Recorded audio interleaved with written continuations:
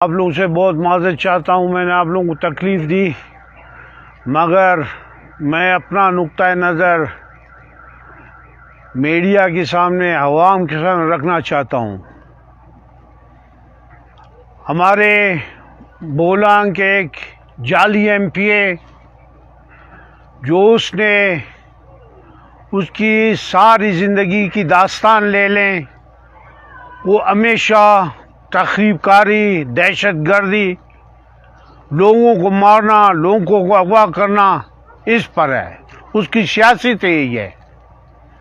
83 से लेकर आज तक जितने भी बोलान में दहशतगर्दी के वाक़यात हुए हैं, लोगों को कत्ल किया गया है, नवाब शहीद क़ौस रैसानी से लेके हमारे एमएनए सरदार ताज महमद रिंद से लेके मीर नवाजी जतोई से लेके जितने भी कत्ल वगैरह हुए हैं, सारों में बराह रास्त से शख्स मुलफिज है। हमारा रिकॉर्ड सारी दुनिया के सामने है।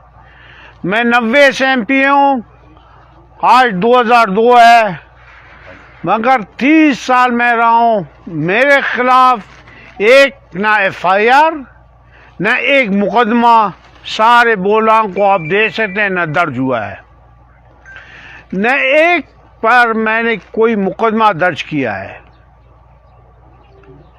और पूछ सकते हैं वहाँ के लोगों से कि एक शख्स कोई भी ये गवाही दे कि मैं एक रात उसको लाकअप में बंद किया हूँ, उसका मैं जिम्मेदार हूँ।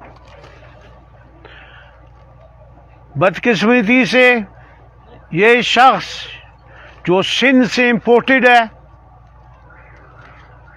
वहाँ से इम्पोर्ट हुआ है, अल्लाह बख्श के हाजी हजूर बख्श डोंबकी को उसने उसे इम्पोर्ट किया था।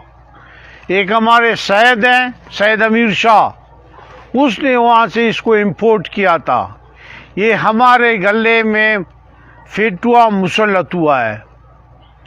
और हमारे जितने भी बोलान में झूठे केस हुए हैं, वो सारे इसी ने किए हैं। मैनिपुलेटेड करके केसे बनाना, हत्ता के अपने भाई, सगा भाई है शेर मोहम्मद रिंद के खिलाफ भी मुकदमा किया और शिकार में उसको पड़ा, यहाँ भी मुकदमात किए थे। वो बेचारे को अजाब किया हुआ था। जब जाम यूसुफ का दौर था, वो आए थे हमारे इधर इलेक्शन कैंपेन में, तो उस पर चीफ सेक्रेटरी भी रिंद था। जाम यूसुफ से, सुमेरा मलिक से, आयला मलिक से वहाँ से सिफारिशें करता था और वहाँ से अपने